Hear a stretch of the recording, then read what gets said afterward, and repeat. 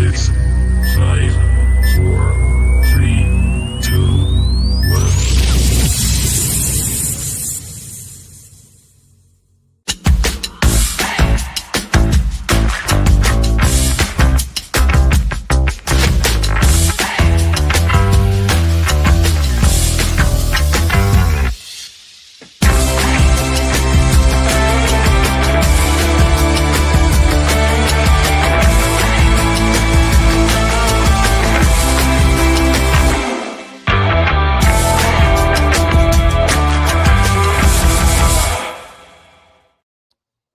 Good evening, good afternoon, wherever you are in the world. This is Superfan Dan from California. Welcome to Through Black and White Eyes. Great show tonight. We've got we're joined by Scott in Newcastle, and of course we've got Mr. Elton Welsby on as well from Everton, published author and a good friend of the channel. Good to see all of you. Welcome to our review of last night's epic result at Hill Dickinson Stadium, our first ever trip there. Please like, share, subscribe, and hype after the show is over to promote the channel. It's all free. You can also join the channel for as little as 99p a month and donate using the super chat function with the channel. As just a reminder that we have donated over £11,000 since the channel was started to charity. It's something that we're very proud of, and we have a couple more charity events lined up. I think there's a game lined up in 2026, and we will have a talk-in at Benfield Football Club in late February when I come over to visit. More details on that when they're available. But just to continue going through my comments real quick, please adhere to community standards, keep our comments respectful, and enjoy the show, of course. There you go. Let me bring on our guests. I'll bring in my co-host tonight. There's Scotty. Hey, Scott. Evening, gents. Good to see you, and we'll bring on Elton. Good evening, Elton. Yeah. Good evening, sir. Thank you for joining us. No problem at all. A pleasure to meet you for the first time. A love of labor. We've got lots to talk about, but it's a pleasure to have you. It's just noontime here in California, so very nice. Good evening to both of you.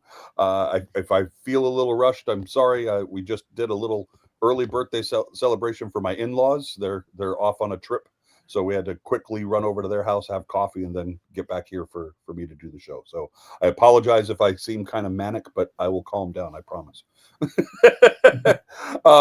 We'll get everybody in, say good evening to Gary and Leslie in the background. Good evening, Leslie. Good to see you. Let's see who else is. There's Blade. Good evening, Blade. I'm just whizzing through, just making sure. There's Jules. Good evening, Jules. Good to see you. And say hello to Dave for us. There's Caitlin and Nick. Hi, Caitlin and Nick. I haven't seen you in a while. Good to see you. Welcome to the show. Okay. So yeah, let's talk about our first trip to Hill Dickinson Stadium. Elton, first things first, what a magnificent looking stadium. It's absolutely superb, Dan. It really is. And it's definitely, I was saying to Baz a few days ago that it's recorded the highest level of decibels in a football stadium, or a sports stadium, should I say, anywhere in the world. It even beats those of you've got in California. Yep, I don't doubt it. It's about 157. Now, wow. I know nothing about this, so I'm just repeating what I've read. But that is some level of noise, apparently. My watch will tell me if it gets over 100, so that is incredible. Yes, if it's 150. Yeah. That's fantastic. Yeah.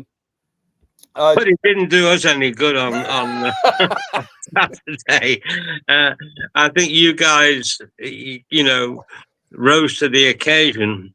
We're inspired by the noise, I would think.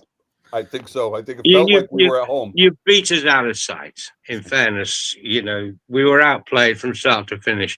I mean, conceding so early, but we responded quite well to that opening goal. And our only period of the game came in between your first and second goals, where we actually played very, very well. In fact, I wasn't worried at all. I thought, well, we're going to equalise shortly, and then we'll go on and win, as I predicted, 3-1. But it was not to be. And you scored your second, and from that moment onwards, we were second best in every single department. Even Jordan Pickford had an off day, and that is a very, very rare thing for me to say. We obviously have to bring up the final score just for resolution's sake. Yeah, everyone I do know what the score is. Well, what was our prediction, Scott? I had us up for 2-1. I thought we were going to be up for it. It all depended on the start. I didn't put numbers on it. I put us up for a win. Okay. I did think Everton were going to be a little bit tougher than it came to be. But yeah, I put us up for a win, and that was it. 4-1, I think, was outstanding, really. Yeah. Right. Well, I think first things first, let's talk about starting 11s. I think the big surprise for us yesterday, of course, was the inclusion of Aaron Ramsdale, which over the last several episodes, the panel has discussed, is it time?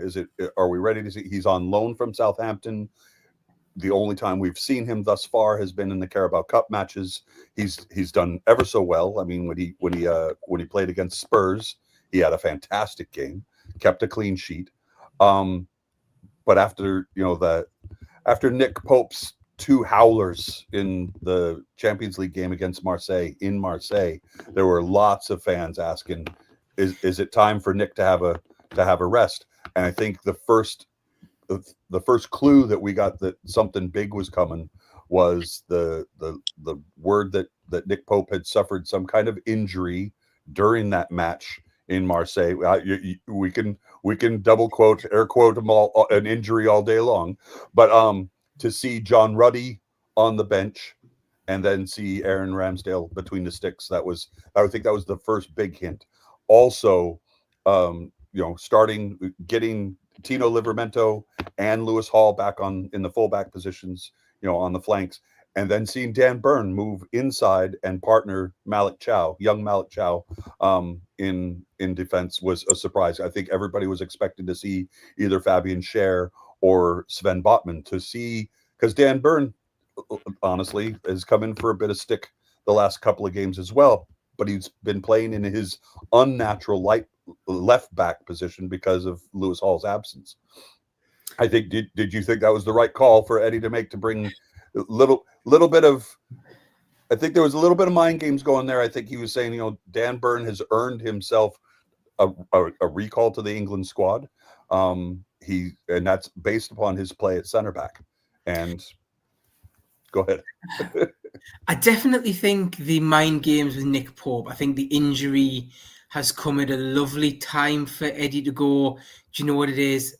I'm gonna use Ramsdale. I think we expected it, or we wanted it, maybe not expected it, wanted it, sort of got what we wanted.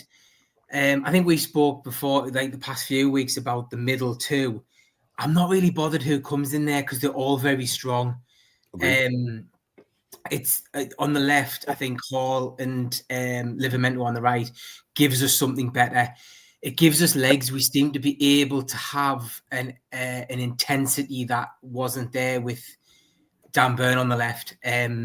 No, I definitely think he made some good calls with the 11. Yeah, absolutely. Elton, I think you're sorry to interrupt.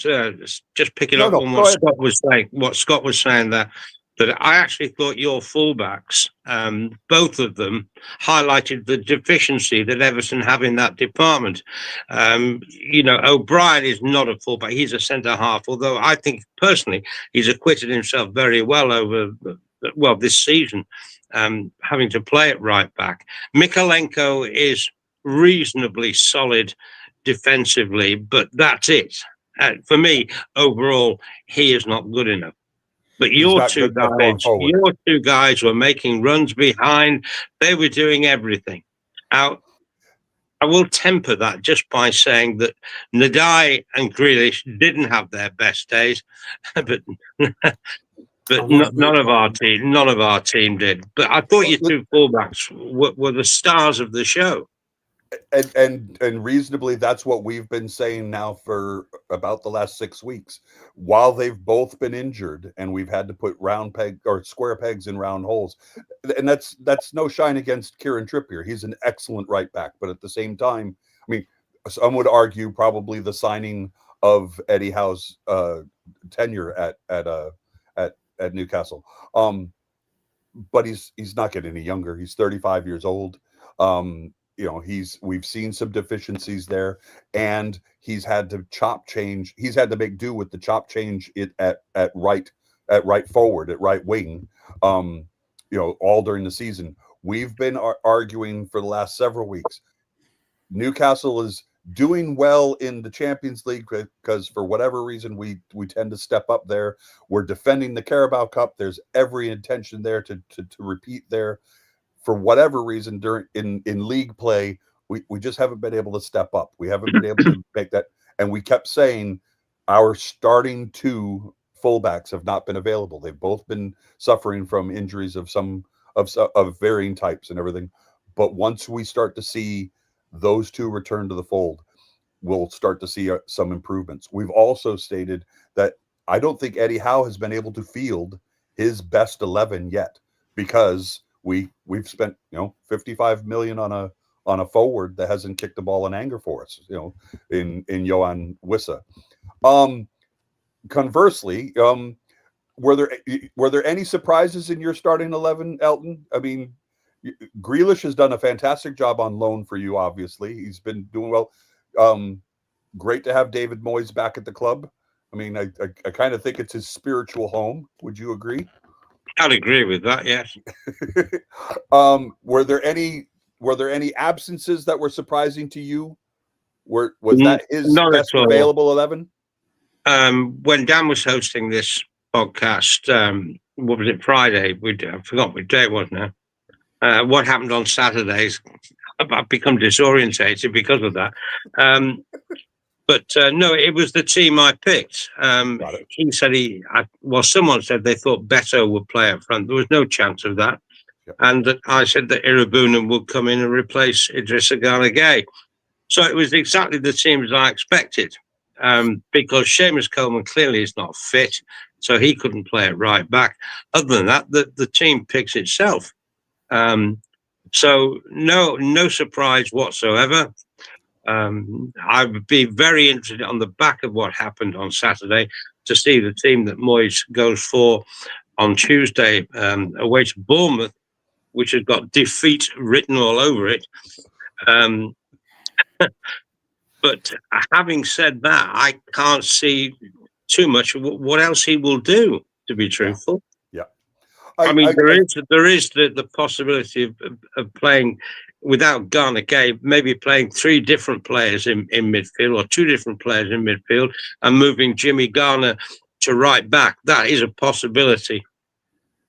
But I not a clue. I mean, we certainly haven't got a replacement for Mikalenko, who, as I say, is one of our players that I just do not think is good enough.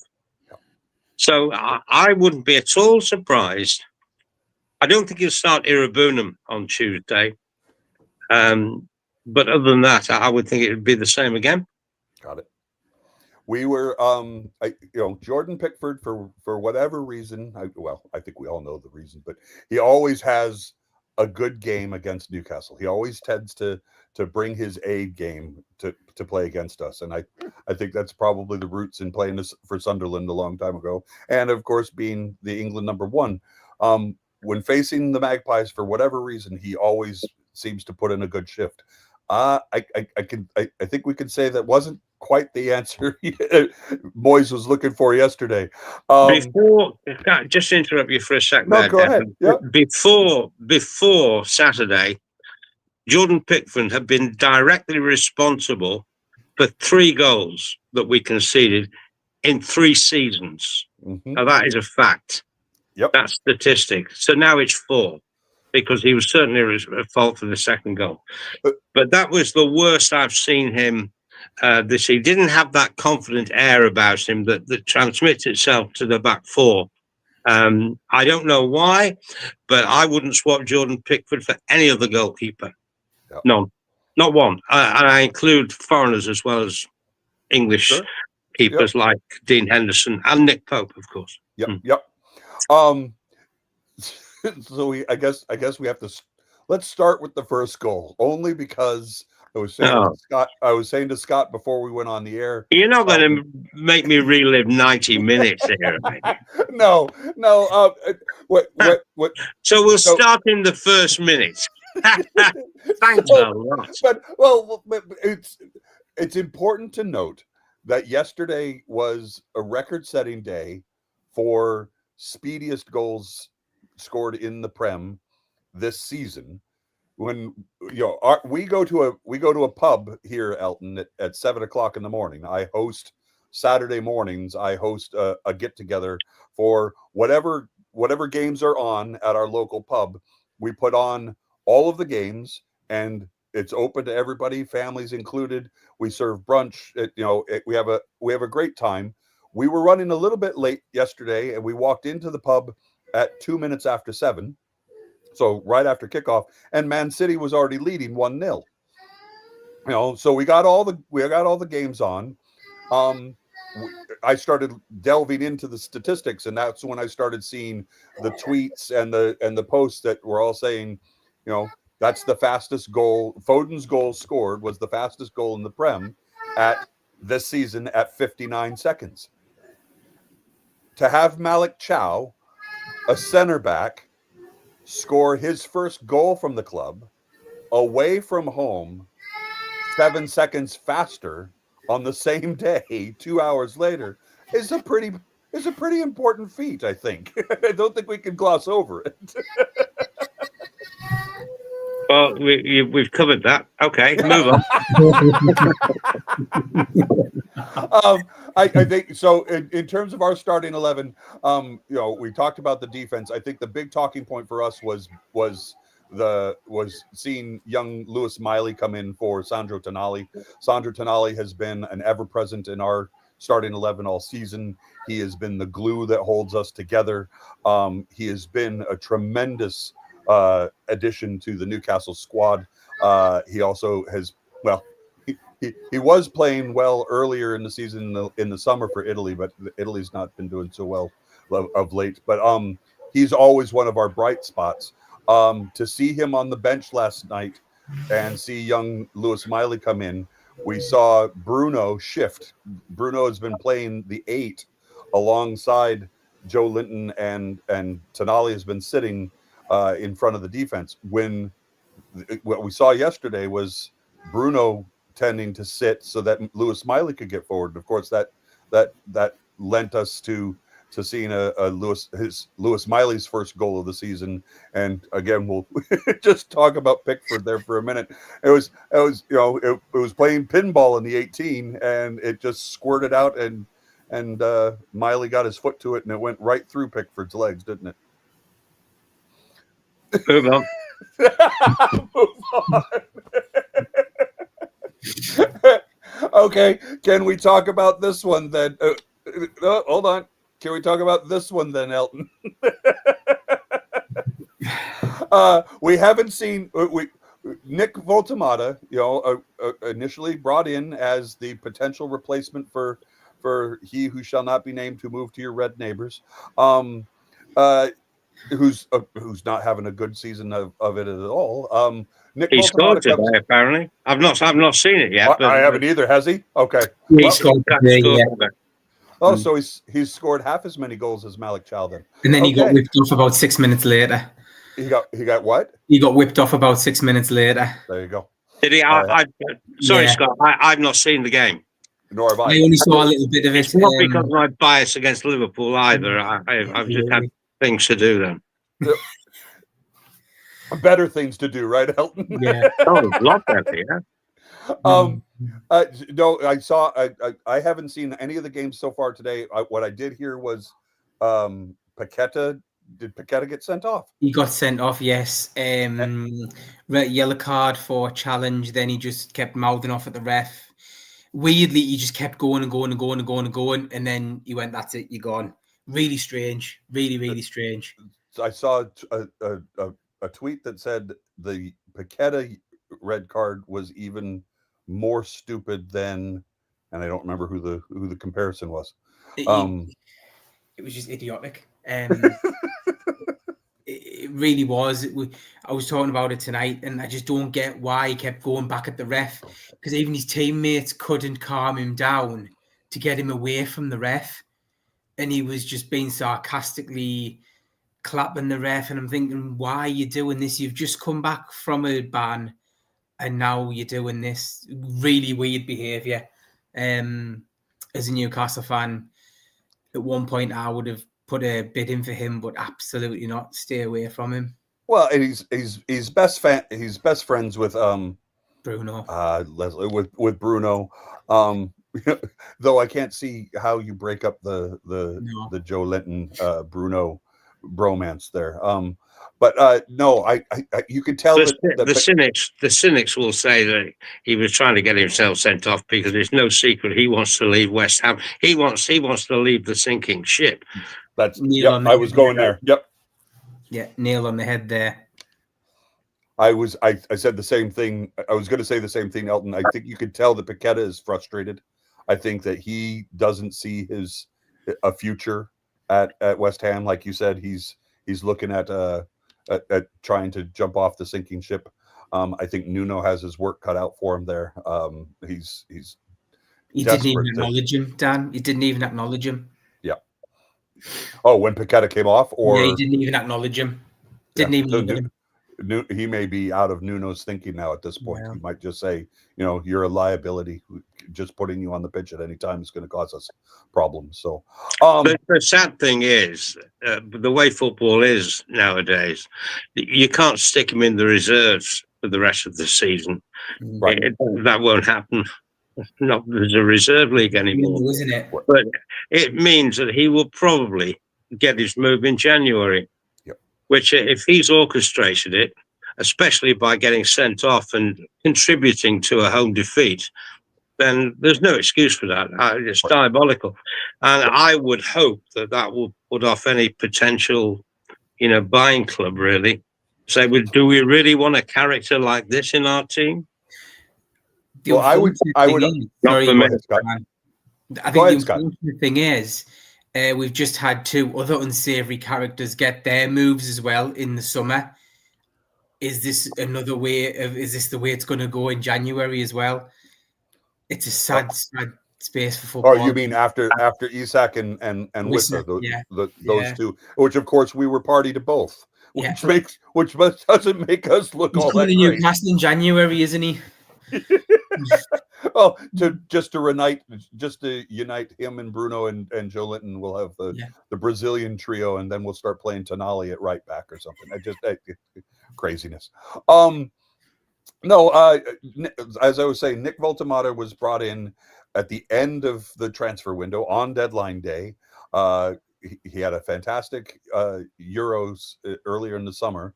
I don't think anybody was looking at him other than Bayern Munich. And it was a big surprise, obviously, to get him into our side. Not a genuine replacement for Isak, simply because he's not your stereotypical number 9. Though I would say that when Alexander Isak arrived at Newcastle, no one thought he was the stereotypical number 9 either. He was known for playing on the left and coming inside. I think Eddie Howe made him in his mold into the player that he is today, though some would argue that pushing his move, getting his move to Liverpool by behaving the way he did over the summer, seeing the poetic justice in his adjustments at Anfield, not being able to perform like he did here. It's been said on this channel several times, Liverpool bought an iPhone, but they didn't get the charger because, it was Jacob Murphy providing all those passes, all those crosses to him that made him the goal scorer that he is. No, I think you're both right in terms of Paqueta.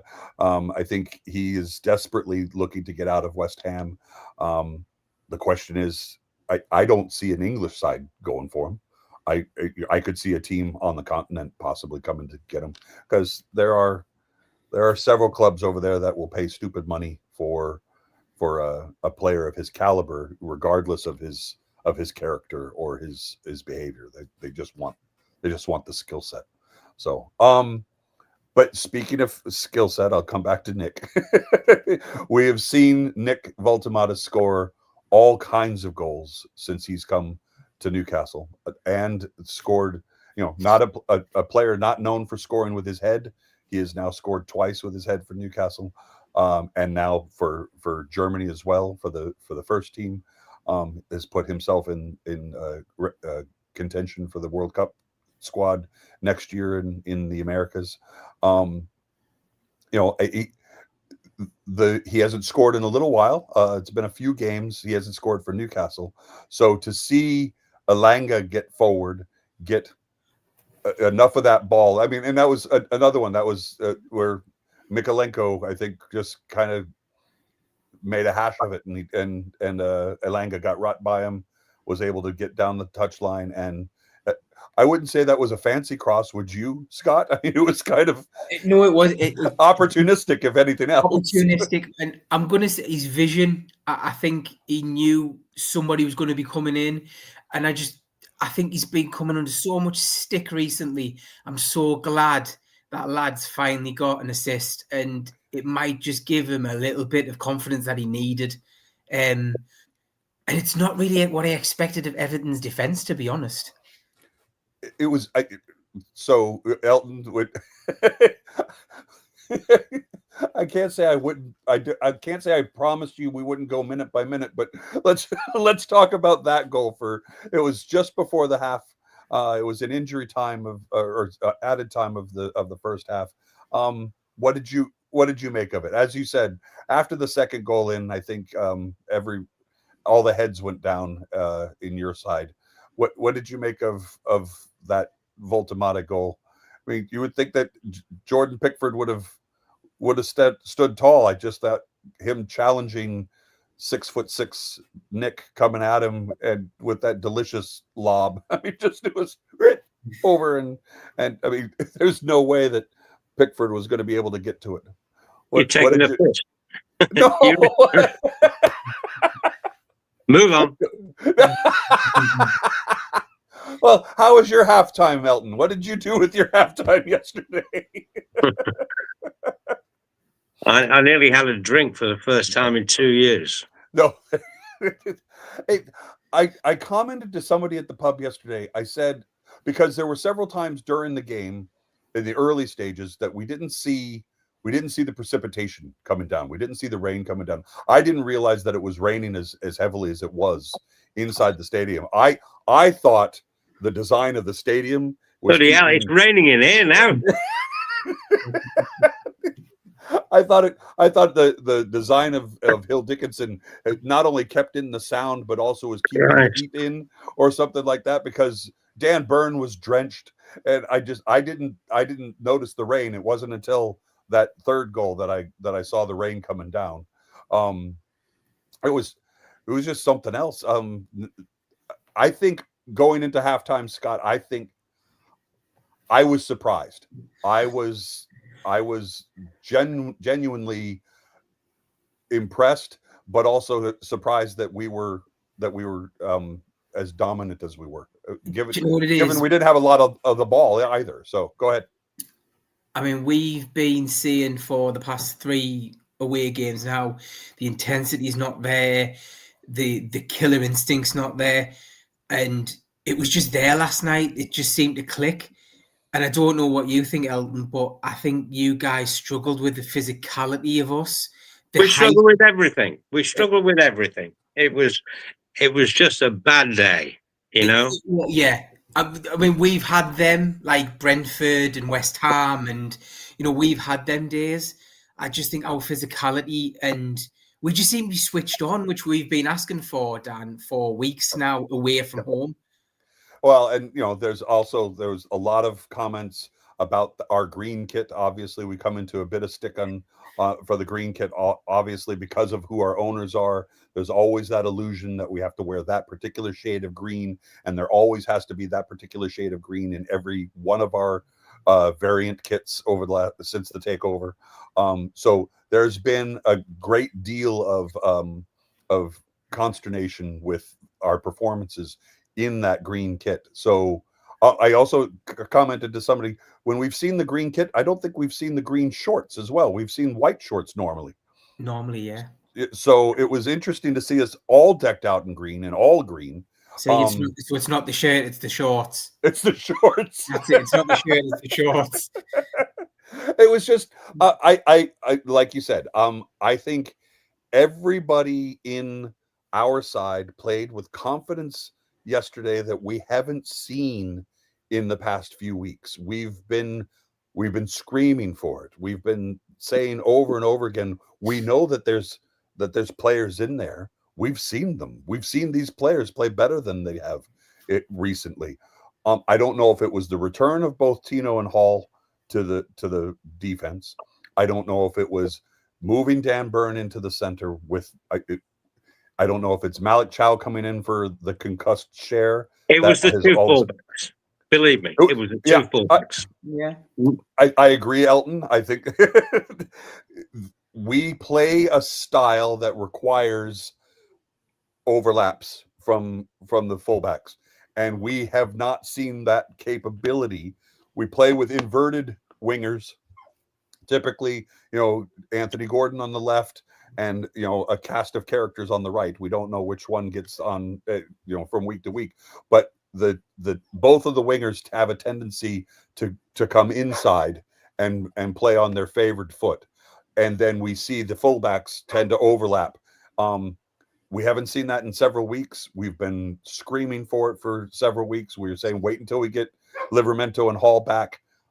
We've had them back in the harness now the last couple of games, and I think we're seeing the just desserts there. I think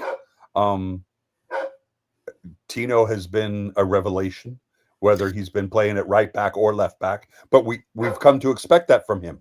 He is a tremendous footballer, but seeing Lewis Hall in full motion last night was something else.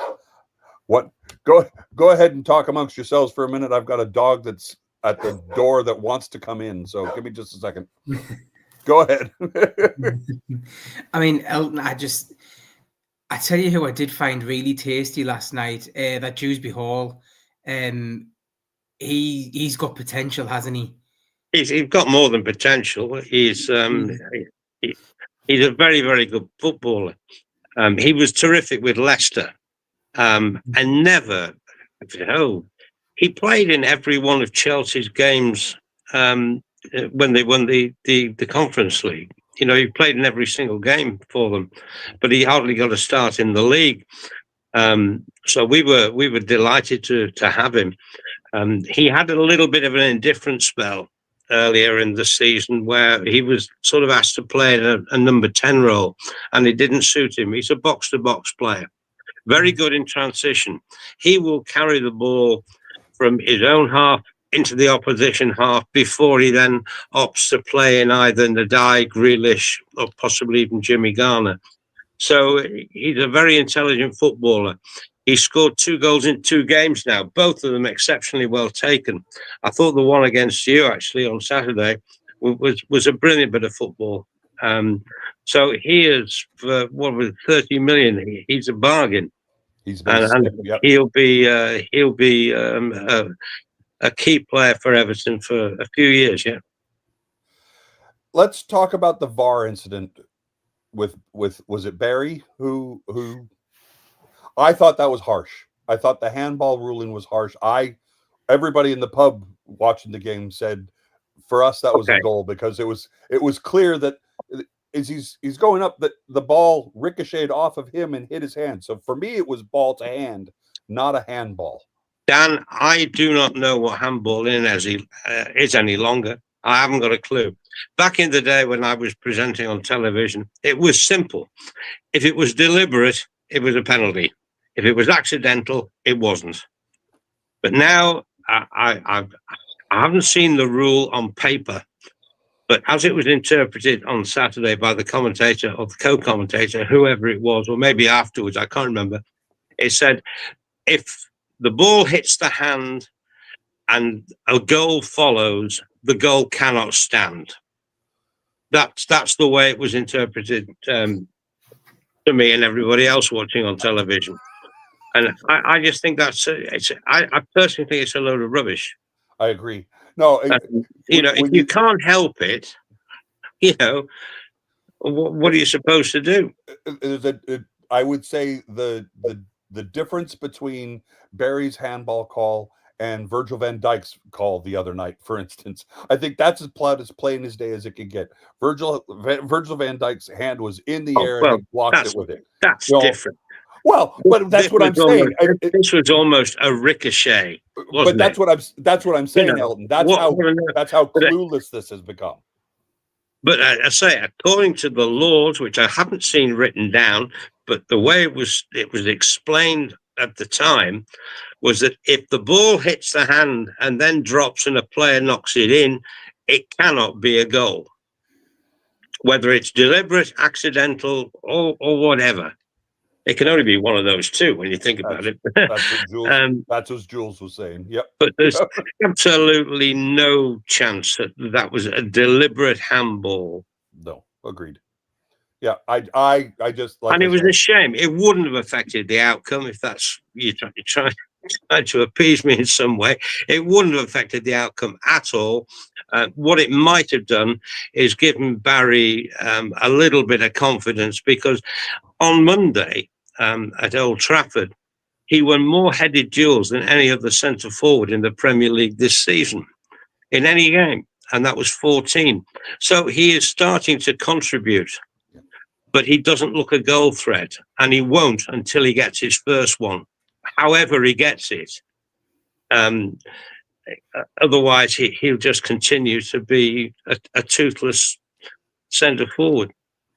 Unfortunately, that's what I was seeing on Twitter last night, was people saying, we tend to play better with 10 men than we do 11. And I think that was a reference to the red card earlier in the week. But they said, well, Barry's on the field, we are playing with 10. And I was like, well, that's not fair, guys. No, he was all right. It's either we've been alternating between him and a fella called Beto. Yep. And Beto definitely isn't good enough. He couldn't trap a bag of cement. He was. I mentioned this to Baz the other day. He had been described as a riderless horse at the Grand National. So it seems now that Moyes has come to appreciate that Barry, long term, however long term that might be, is a better option than Beto. Yeah. It's just a pity he didn't get that goal, because we're all Evertonians. We say, let him get a goal somehow. Yep. Let's hope he gets a goal, and let's see if that gives him a little bit more in front of goal. But he is good in the air. But as yet, we haven't seen him. And maybe that's because we haven't been crossing to him properly. But he is good in the air. Now, whether he's good in the way that your guy Walter Mader has been so far this season, where he can direct his headers on target and with a bit of pace or direction, we'll just have to wait and see. I will be very, very surprised if Moyes isn't given the backing to go and find a number 9 in January. Otherwise, we'll be doing exactly what's happened in the last week. We'll have a great win, and then we'll have an absolutely shocking defeat, and it will go like that, and we'll end up finishing mid-table. Whereas I think there's absolutely no reason, with a little bit of tweaking, that we shouldn't be challenging for, let's say, 7th and a place in the European Conference League. I don't see any legitimate reason why that can't happen, other than we need strengthening in 1, 2, 3, certainly 3 positions. We could get away with it in other places, but certainly 3 positions would make us quite formidable. That's a right back, a left back, and a centre forward. Yep. And Well, we'd be more than okay with if we could take your two fullbacks on Saturday's performance anyway. I'd say, wow, that really is a step in the right direction. Hands off. Speaking of former number 9s, Elton, you know, the young man that I say young, the striker that left your club and went to Leeds on a free this summer, scored upon entering the match in the second half yesterday. Yes, I saw that. Dominic Calvert-Lewin. Yep. Yeah. But were you sad to see the goal? Actually, I've seen the goal. Were you sad to see him go? No. Just time. It was time. I would say so. Mm-hmm. Yep. Having said that, he would be better than either Beto or Barry in the short term. Say right now, he would be better. But should we have sold him? Bearing that in mind, yes, definitely. Well, not sold him. Yeah, didn't retain. Letting him leave. Yep.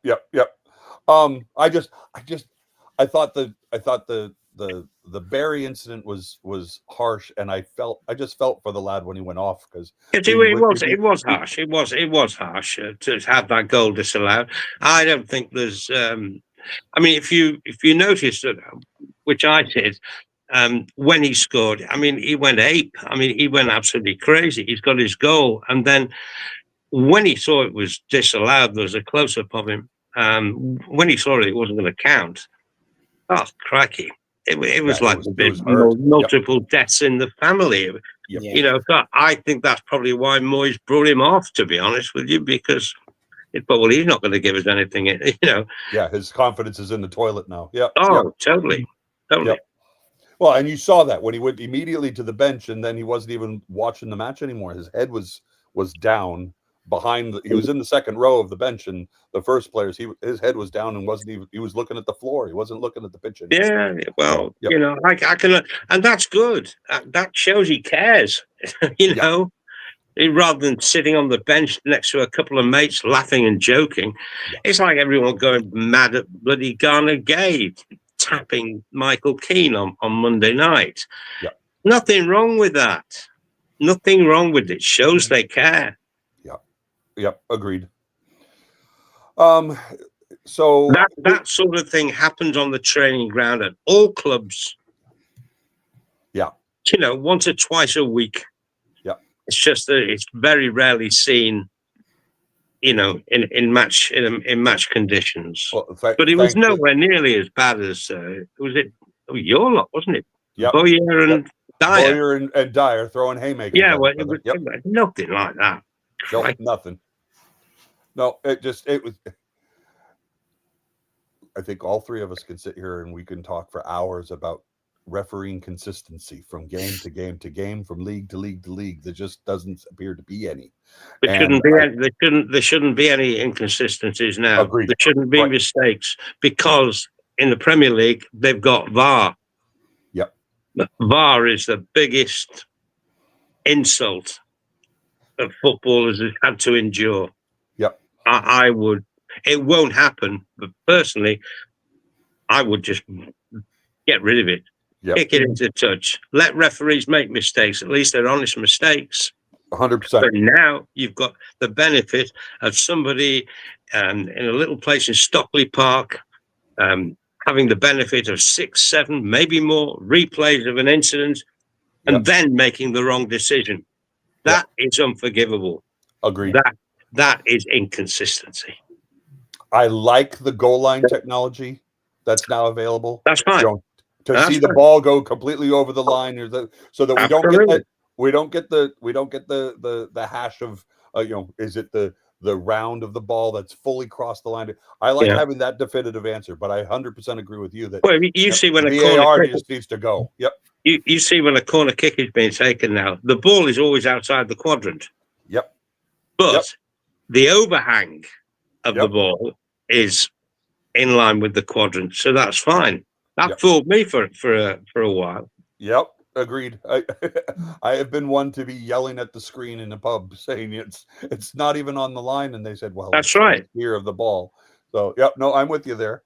I think for all Newcastle fans, it was when Joe Willock saved the ball from going out against Arsenal in the Carabao Cup a couple years ago. But I think, I'll digress there. I think that's what taught us all about the sphere of the ball and its relation to a line. So if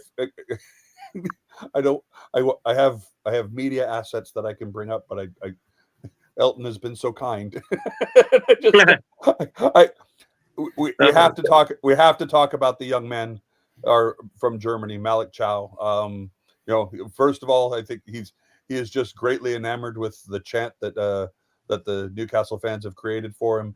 He had a fantastic day. Not only scoring his first 2 goals, not only setting a record for the fastest goal in the league so far this season, but if you look at his stats, he's just having a tremendous season, a tremendous time since being introduced to the squad. And again, given that he came in shortly before the transfer window ended, I think he is acclimated to the Premier League very, very well, as evidenced by his performance yesterday. I mean, he was, head and shoulders above everybody else in terms of rating, and a well-deserved man of the match or player of the match performance yesterday. Oh, well, I wouldn't argue with that at all. Certainly none of our chaps were in contention for man of the match, that's for sure. And the other one that also did well yesterday was young Miley. He has been in and out of the squad, not seeing any consistent minutes. We were first introduced to Lewis Miley in 2023 simply because of our injury concerns that we had at that time. I think he made his debut in the Champions League at the young age of 16 and so many days, or just turned 17 or something. He's a 19-year-old lad. He's put on, I think, Scott, in the last year and a half, he's grown like 4 inches. I think he's 6'3" now, 6'4". He's become a bit of a beast, hasn't he? Yeah, and he's filled out as well. He was a skinny lad when we first saw him, but now, I mean, he's thickened up. He's put on some muscle. He's become quite a formidable central midfielder, and you could see it in his game last night. Not only did he have the goal, but he also set up the assist for the first goal from the corner. He had a fantastic game as well, and for me, it makes it hard to consider dropping him. I mean, Tonali came on late in the match. I thought Joe Linton played well yesterday. I thought he was calm, which was for us a surprise. He's usually a yellow card magnet, but he was a calming. He had a calming effect on the squad yesterday.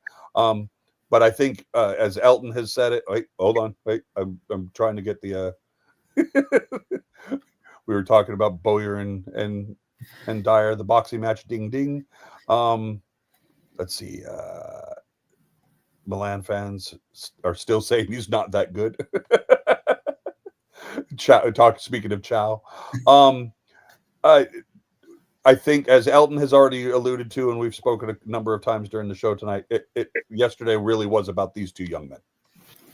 Absolutely, yeah. Seeing them return to the side and performing the way that we've expected them to perform has been revelationary for us in terms of performances. I think they've brought a stability to the back line, and they've brought a potency to our attack that we've come to rely on, and we desperately recognize when it's not available to us. And I think that's why you'll start seeing, I think, over the next several weeks, we'll see more and more of these photos. It's become tradition now for every victory to have a locker room shot.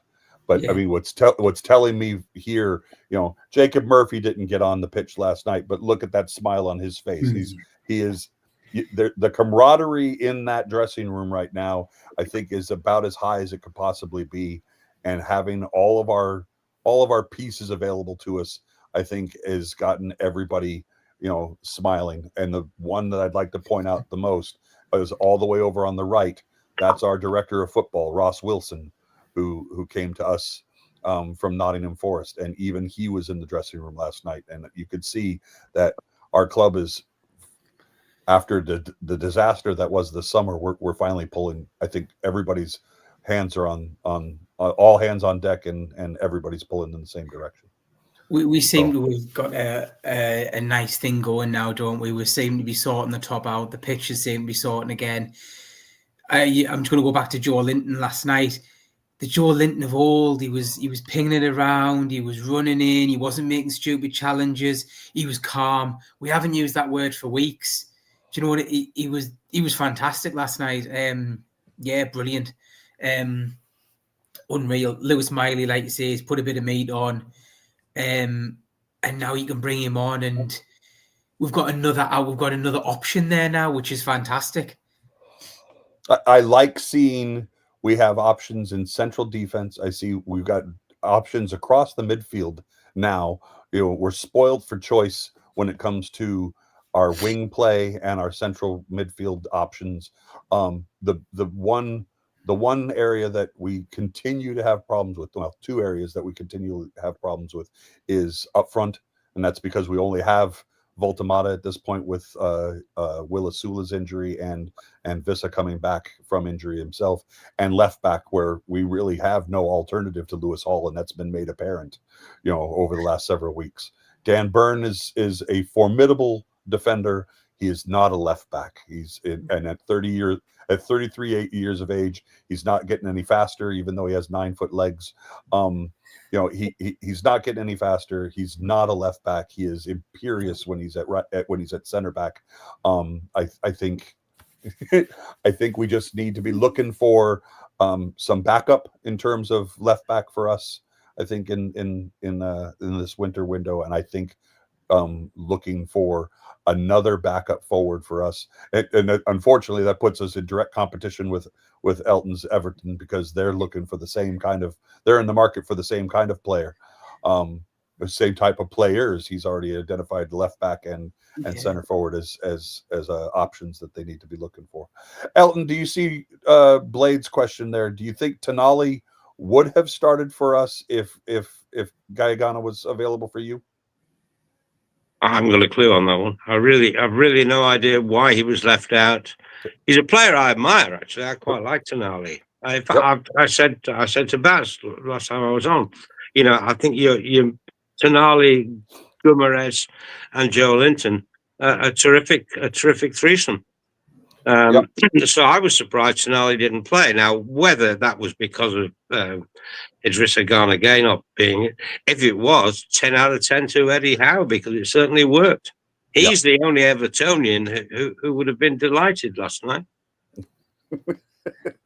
Agreed. Sorry, Scott, were you about to say something? I just think we have got the same problems as Everton's got going into the January market to get another striker. It's going to be a headache, isn't it? Because they're a pound to a penny at the minute. Dewsbury Hall will put a cheeky bid in. Sorry, Elton. I liked him. I put him, based on his recent performances, I put him in my fantasy team, and I was chuffed for him to get a goal against us yesterday, just simply because he was just about our best player. I agree. The best of the bad bunch. I think Tino Livramento kept Grealish quiet. I was expecting much more from Grealish yesterday, and nothing else was working for Jack yesterday. Yep. It was the worst game the Dyes had all season as well. So yep. Well, that's the guy we're after. I think from Brazil. Oh, okay. There you go. Well, we'll see about that. Not Paqueta. Just not let it be Paqueta. That's all. Last thing, gentlemen, we've only got a couple of minutes left, and I think Baz wants this one here. I don't like seeing these ones, but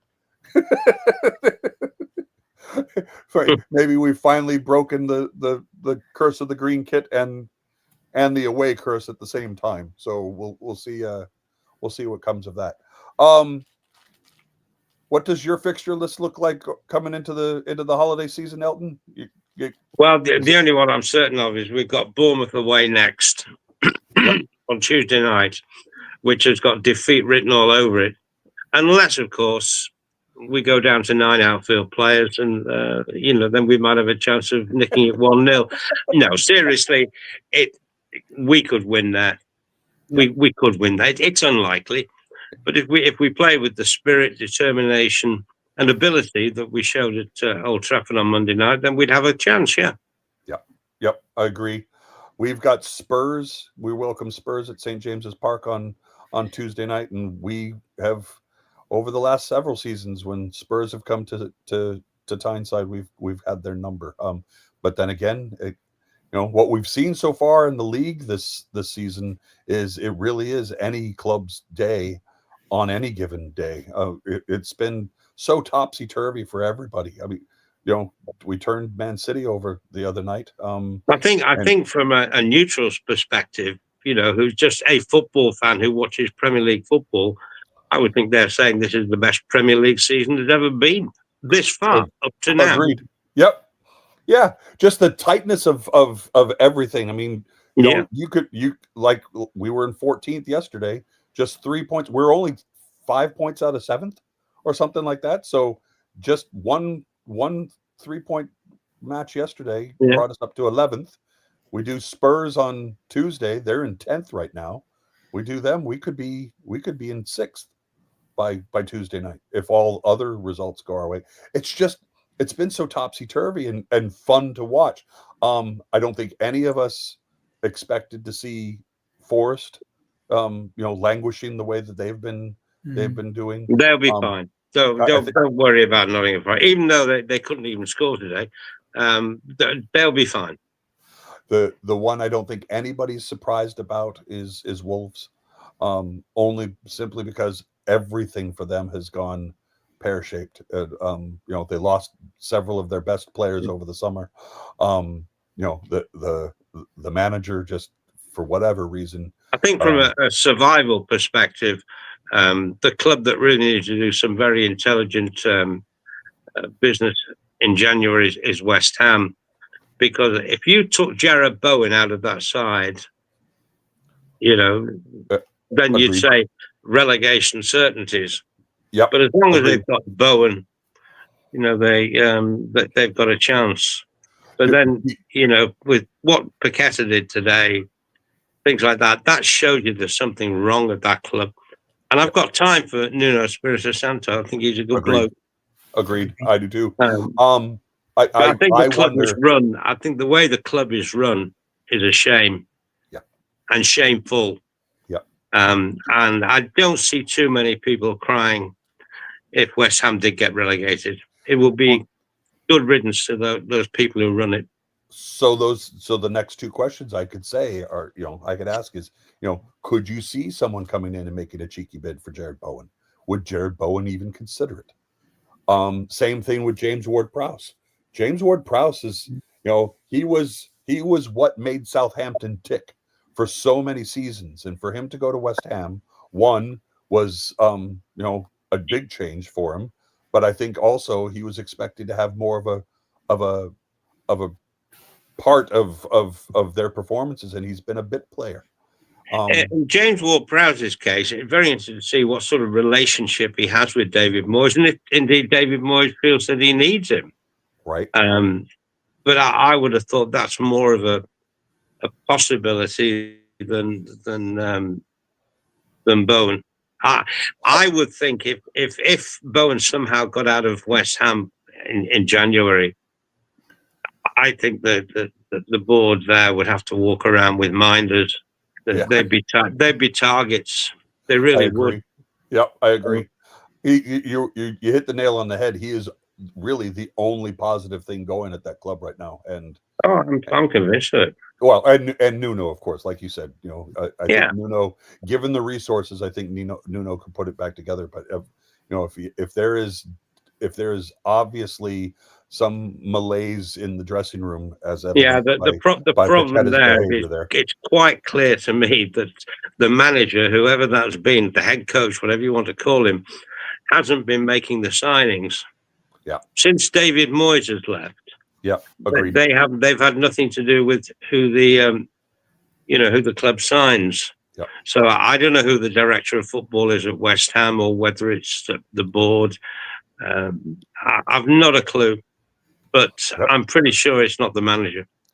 It will be an interesting one to watch. That, nevertheless. Let's see. Has anybody else said anything? Any other comments that we need to? Forest only have themselves to blame because of the owner there. Bowen would move if relegated. Yeah, but he has lots of ties to the area. He's on a long contract. Yeah, so no one's going to play 70 million for Bowen. That's a good shout, Blade. Gentlemen, thank you. Elton, I'm sorry to have relived the 90 minutes with you, but it's all right. I'll tell you this, Dan. The only guy here that asked me a decent question has been Scott. When there you go. He praised Kieran Dewsbury Hall. It's the only thing I've had to smile about in the last hour. We'll take him in January, though, Elton. It's been a pleasure chatting with you, Elton. I'm glad that I've had the chance to meet with you. I know you've been on the show several times, but for whatever reason, I wasn't available. So I'm very happy to have made your acquaintance, sir. Well, you've got a busy month, haven't you? we've been it's been something else, and going into this holiday season, it's going to be even more. I have just got a request yesterday to don a red suit and go play somebody for absolutely for a charity event. So you'll be knackered come Christmas Day. Yes, sir. Ho ho ho. Thank you all, everybody in the comments. Thank you again. Oh shoot, I do have a couple of things. Hold on one moment. I have to thank Dire Crow, our creator of bespoke Newcastle merchandise. Remember code BAZ20, that's BAZ20 for 20% off there.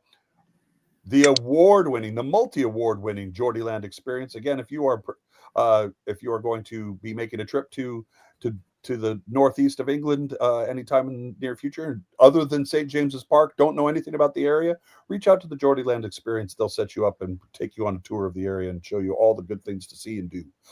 And make sure you get a Red Bull or a espresso in you before you meet Sparky, because you'll need that in order to keep up with him.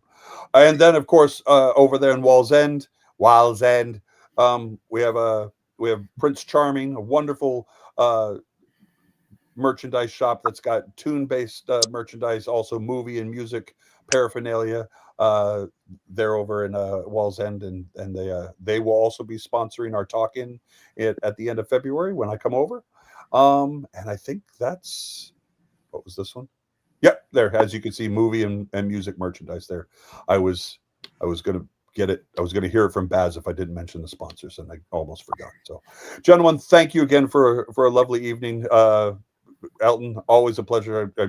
Again, great to meet you, and I look forward to speaking with you again. Too. Scott, I will see you soon enough. Yep. Pleasure, Elton. You take care. Have a good evening, gentlemen. Everybody in the comments, thank you again. Leslie, Blade, Jules, Gary, thank you, everybody. Have a good evening, and we'll talk to you soon. Bye, everybody. Cheers. Evening.